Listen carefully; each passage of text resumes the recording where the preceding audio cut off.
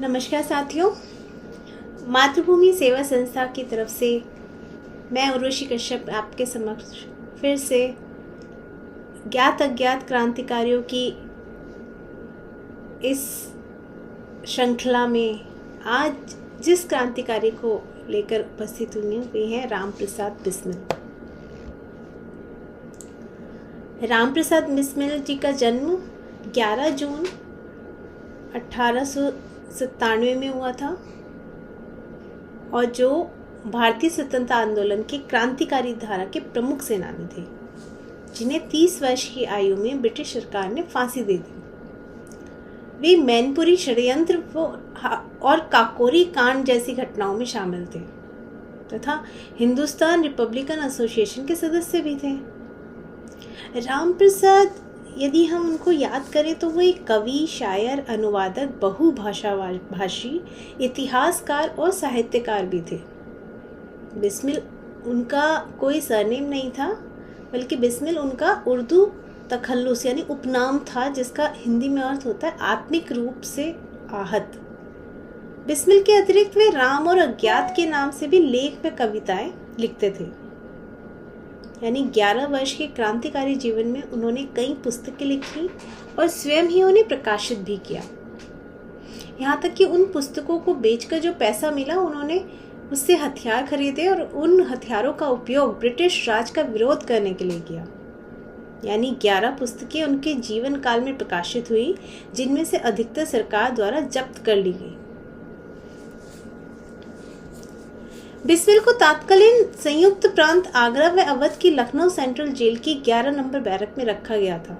इसी जेल में उनके दल के अन्य साथियों को एक साथ रखकर उन सभी पर ब्रिटिश राज के विरुद्ध साजिश रचने का ऐतिहासिक मुकदमा चलाया गया था। यानी 11 जून 1897 में उत्तर प्रदेश के शाहजहांपुर शहर के खिरनी बाग मोहल्ले में जन्मे राम प्रसाद अपने पिता मुरलीधर और माता मूलमती की दूसरी संतान थे। उनसे पूर्व एक पुत्र पैदा होते ही मर चुका था। यानी बालक की जन्म कुंडली व दोनों हाथ की 10 उंगलियों के चक्र के निशान देखकर एक ज्योतिष ने भविष्यवाणी की थी, यदि इस बालक का जीवन किसी प्रकार बचा रहा, यद्यपि संभावना बहुत कम है, तो इसे चक्रवर्ती सम्राट बनने से दुनिया की कोई भी ताकत रोक नहीं पाएगी। ऐसा राम प्रसाद जी के बारे में ज्योतिष ने भविष्यवाणी की। बाल्यकाल से ही राम प्रसाद की शिक्षा पर विशेष ध्यान दिया जाने लगा। उनका मन बल्कि खेलने में अधिक, परंतु पढ़ने में कम लगता था। उनके पिता ने पहले हिंदी का अक्षर बोध करवाया, किंतु उन्होंने ऊ से उल्लू ना तो पढ़ना सीखा और ना ही लिख कर दिखाया। उन दिनों हिंदी के वर्णमाला में यही पढ़ाया जाता था। इस बात का वे विरोध करते थे और बदले में पिता की मार भी खाते थे। हारकर उन्हें उर्दू के स्कूल में भर्ती करा दिया गया। शायद यही एक प्राकृतिक गुण राम प्रसाद को एक क्रांतिकारी बना पाया। इसी तरह राम प्रसाद जी ने उर्दू मिडिल की परीक्षा में उत्तीर्ण न होने पर अंग्रेजी पढ़ना प्रारंभ किया। साथ ही पड़ोस के एक पुजारी ने राम प्रसाद को पूजा पाठ की विधि का ज्ञान करवा दिया। पुजारी एक बहुत सुलझे हुए विद्वान व्यक्ति थे और उनके व्यक्तित्व का राम प्रसाद के जीवन पर भी बहुत प्रभाव पड़ा। पुजारी के उपदेशों के कारण राम प्रसाद पूजा पाठ के साथ ब्रह्मचर्य का पालन करने लगा। पुजारी की देखा देखी राम प्रसाद ने व्यायाम करना भी प्रारंभ कर दिया और किशोरावस्था की जितनी भी कुभावनाएं और बुरी आदतें थीं, वे भी छूट गई। यानी राम प्रसाद भी एक सामान्य बच्चे की तरह, उनके अंदर भी कुछ चोरी की भावनाएं आई थी, सिगरेट पीने की भावना आई थी, लेकिन ये धीरे धीरे जैसे उनको संगत मिलती गई, वो कुभावनाएं छुटती गई। राम प्रसाद जब गवर्नमेंट स्कूल शाहजहांपुर में 8वीं कक्षा के छात्र थे, तभी संयोग से स्वामी सोमदेव का आर्य समाज भवन में आगमन हुआ और यहीं से उनके जीवन की दशा और दिशा दोनों में परिवर्तन प्रारंभ हुआ। एक और सत्यार्थ प्रकाश का गंभीर अध्ययन व दूसरी ओर स्वामी सोमदेव के साथ राजनीतिक विषयों पर खुली चर्चा से उनके मन में देश प्रेम की भावना जागृत हुई। साथियों, राम प्रसाद बिस्मिल के जीवन में कहीं इस तरह के कांड हुए जिससे जो क्रांतिकारी लहर थी उसको बहुत बड़ा बल मिला। यानी पहला एक था मैनपुरी षड्यंत्र, उसमें शाहजहाँपुर से 6 युवक शामिल थे जिनके लीडर रामप्रसाद बिस्मिल थे, किंतु वे पुलिस के हाथ नहीं आए, तत्काल फरार हो गए। और इसी दौरान बिस्मिल जी पूरे 2 साल भूमिगत रहे और भूमिगत रहते रहते उन्होंने जगह जगह अपनी उन्होंने वो बदलते गए, एक जगह पे नहीं रुके भेष बदलकर, और कोई उन्हें पहचान भी नहीं पाया। इस दौरान उन्होंने अध्ययन किया, पुस्तकें लिखी और जो भी उनको ज्ञान अर्जन करना था इसी दौरान उन्होंने किया।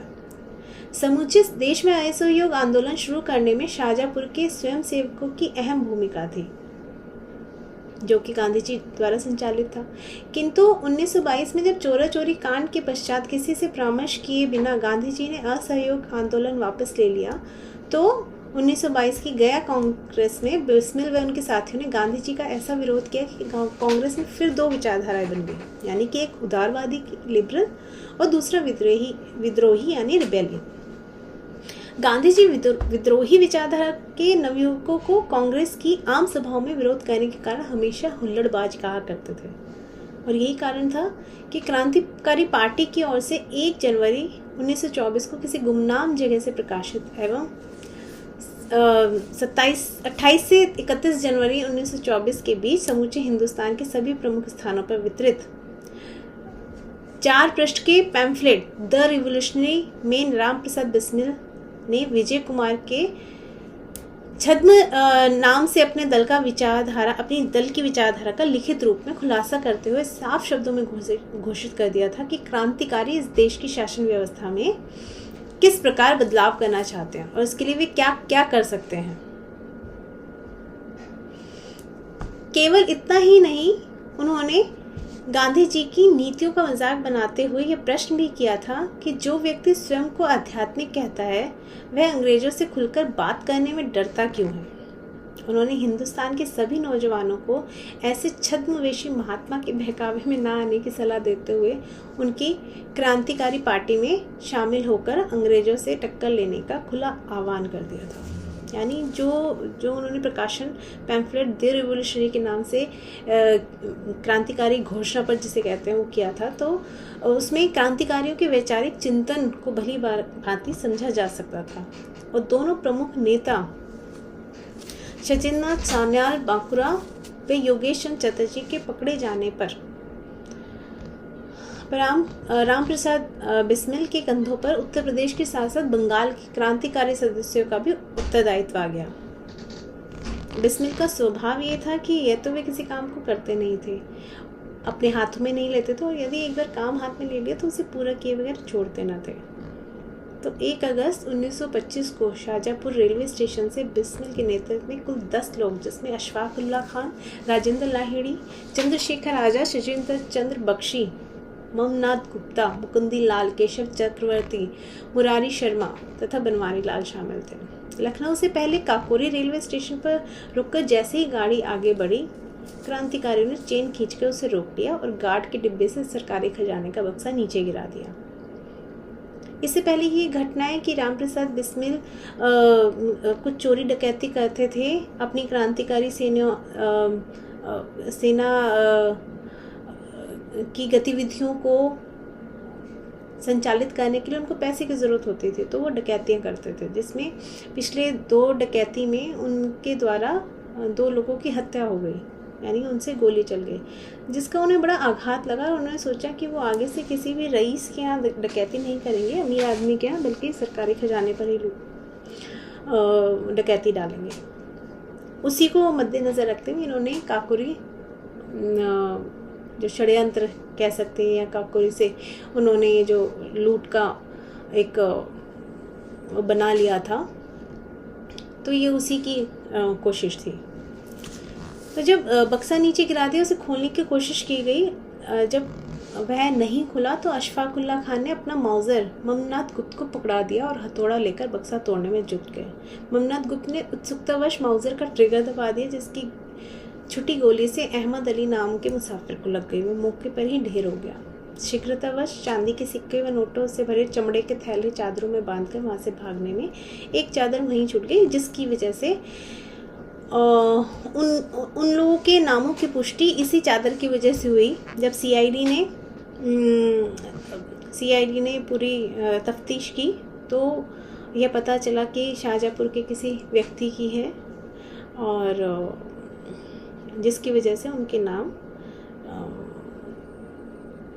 नामजद हो गए। और इनमें से 5 यानी चंद्रशेखर आज़ाद, मुरारी शर्मा और केशव चक्रवर्ती, अशफाक उल्ला खान और शचीन्द्र नाथ बख्शी को छोड़कर जो पुलिस के हाथ नहीं आए, शेष सभी व्यक्तियों पर अभियोग चला और उन्हें 5 वर्ष की कैद से लेकर फांसी तक की सजा हुई।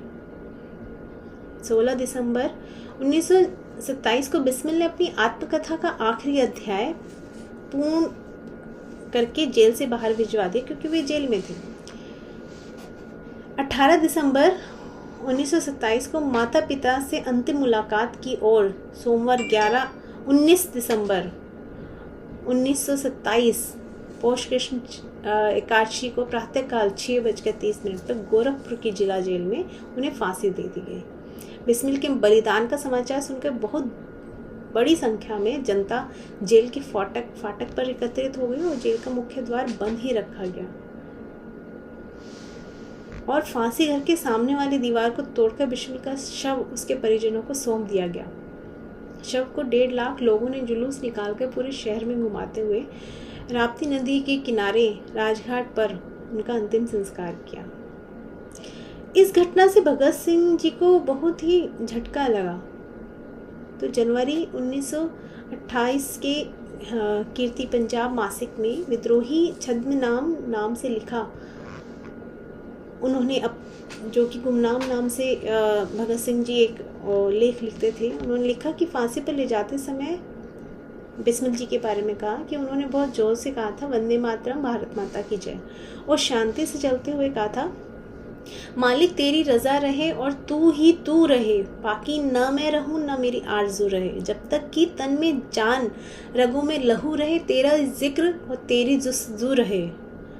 फांसी के तख्ते पर खड़े होकर आपने कहा था I wish the downfall of British empire, यानी कि वे ब्रिटिश साम्राज्य का पतन चाहते थे। उसके पश्चात यह भी कहा उन्होंने चलते हुए, क्योंकि वे उर्दू के शेर व शायरी और लेखन में बहुत रुचि रखते थे, उन्होंने कहा अब न अहले वलवले है और न अरमानों की भीड़, एक मिट जाने की हसरत अब दिले बिस्मिल में है। फिर ईश्वर के आगे प्रार्थना की और एक मंत्र पढ़ना शुरू किया और रस्सी खिंच गई और राम प्रसाद बिस्मिल जी फांसी पर लटक गए। भगत सिंह जी ने अपने अंतिम लेख में लिखा, आज ये वीर इस संसार में नहीं है, उसे अंग्रेजी सरकार ने अपना सबसे बड़ा खौफनाक दुश्मन समझा। आम ख्याल यही था कि वह गुलाम देश में जन्म लेकर भी सरकार के लिए बड़ा भारी खतरा बन गया था और लड़ाई की विद्या से खूब परिचित था। आपको मैनपुरी षड्यंत्र के नेता श्री गेंदालाल दीक्षित जैसे शूरवीर ने विशेष तौर पर शिक्षा देकर तैयार किया था। मैनपुरी के मुकदमे के समय आप भागकर नेपाल चले गए थे, वही शिक्षा आपकी मृत्यु का कारण बनी।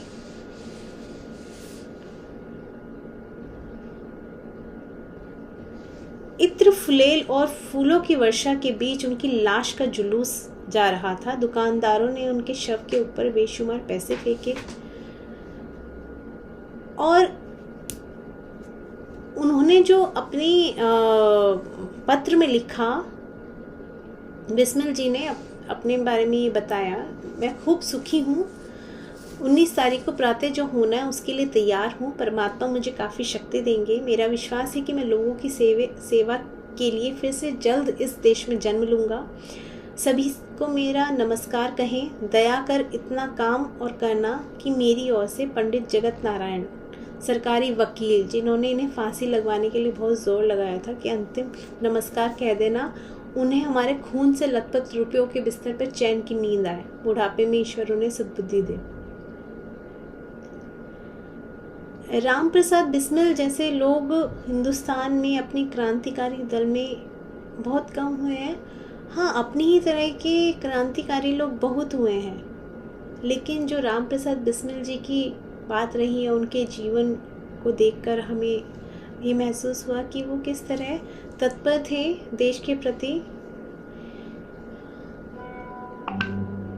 इसी भगत सिंह जी आगे भी कहते हैं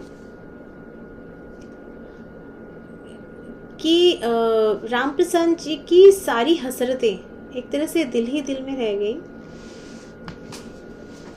उन्होंने एक लंबा चौड़ा ऐलान किया, जैसे संक्षेप में क्या है कि फांसी से 2 दिन पहले सीआईडी के डिप्टी एसपी और सेशन जज मिस्टर हैमिल्टन आपसे मिन्नतें करते रहे कि वह मौखिक रूप से सब बता दें बिस्मिल जी को, और उन्हें 15,000 रुपये नगद का लालच भी दिया गया और सरकारी खर्चे पर विलायत भेजकर बैरिस्टर की पढ़ाई भी करवाई जाए। लेकिन इन सब का बिस्मिल जी ने परवाह नहीं की और इन्होंने हुकूमतों को ठुकराने वाले और इस तरह के वे एक ऐसे कभी कभार जन्म लेने वाले व्यक्ति में से एक थे। मुकदमे के दिनों इन्होंने उनको जज ने पूछा था कि आपके पास कौन सी डिग्री है, तो बिस्मिल जी ने जवाब दिया था, सम्राट बनाने वालों को डिग्री की ज़रूरत नहीं होती, क्लाइव के पास भी तो कोई डिग्री नहीं थी। और यही जो वाक़या था उनका काउंटर आंसर देने का, यही उनके जो फांसी की सज़ा का कारण बना, जिससे वे वकील जो थे, जो जज थे, वो इस बात से चिढ़ गए। ये थे हमारे राम प्रसाद बिस्मिल, जिनके बारे में जितना भी कहा जाए उतना ही कम है, जितना सोचा जाए, उनके दृढ़ संकल्प के बारे में सोचा जाए, उनका मातृभूमि के प्रति लगाव, देश भक्ति का जो अटूट उनमें विश्वास था कि हमारा भारत देश अंग्रेजों की चंगुल से आज़ाद होगा। ऐसे ही क्रांतिकारियों की वजह से आज हम और आप एक साथ इनके बारे में सुन सकते हैं, समझ सकते हैं और अपने अंदर एक ऐसी लौ पैदा कर सकते हैं कि जिससे हम अपनी पीढ़ी को एक आदर्श दें, हम देश के लिए, देश की तरक्की में योगदान दें, अपने बच्चों के भविष्य को हम नई दिशा दें। धन्यवाद।